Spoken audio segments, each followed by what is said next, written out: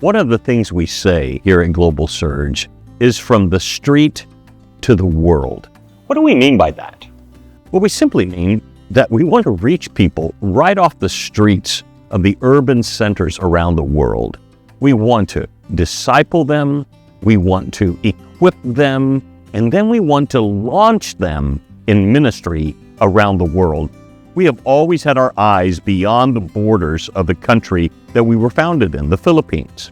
I believe and have believed for many years the Philippines is a launching pad for the next wave of missionaries.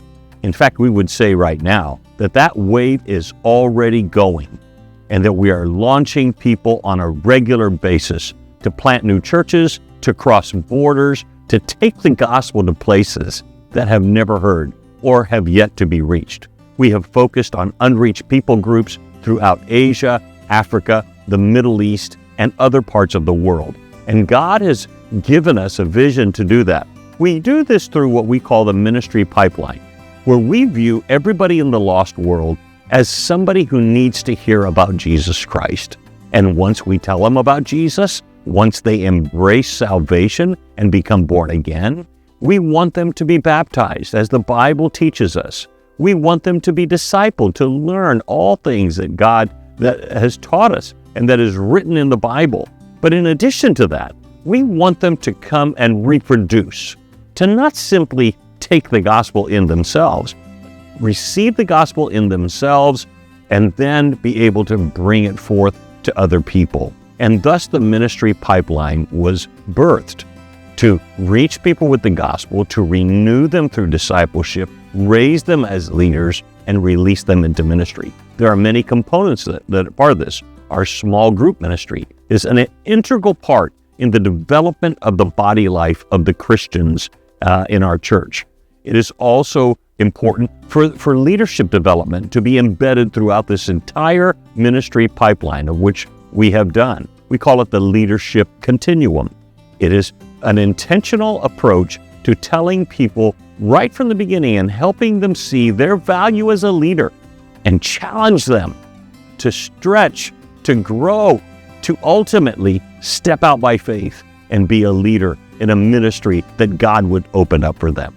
We've seen this happen so many times. One story that always grips me is the story of J.B. Sidol, a young man who grew up on the streets of Manila. And in fact, he lived a pretty interesting life. He was a street thief on the streets of Manila. Not a good guy. He was trying to make his way. He came from a broken family. He came from a family of conflict. And while he was there doing his normal routine of trying to find somebody to steal from, he found a flyer given to him by one of our leaders and inviting him to our evangelistic camp. He thought, wow, I've never been to anything like this. So he decided to sign up, and he got on the bus and he went to camp and he heard the gospel for the first time, but he didn't pay much attention to it. And he actually stole some cell phones while he was at camp. I remember the day when I was being called by the leaders of the camp saying, hey, there's some kids that have lost their cell phone and we've got to go talk to their parents. That was not a happy day for me. We didn't know who did it.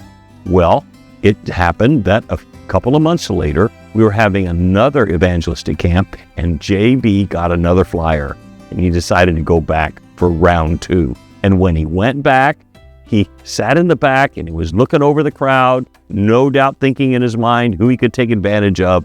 While he sat there, he decided to listen just for a moment to the preacher. And when the message came forth, the Holy Spirit began to speak to JB. By JB's own testimony, he said at the end of the service, I couldn't take my eyes off the speaker. And when the invitation was given, he said, I found myself walking to the front and JB got saved. He was just off the streets, had never encountered Jesus in this way before, but there was a radical change in his life at that moment. JB began to be discipled. He began to serve in one of our ministries. He began to be mentored by other leaders. He eventually graduated from Global Life University with a biblical studies degree, and today JB is serving as an international evangelist all throughout Southeast Asia, the Middle East, and Africa, from the street to the world. That's exactly what happened to JB. God had a plan for his life, and he used Global Surge and our ministry pipeline to fulfill that calling.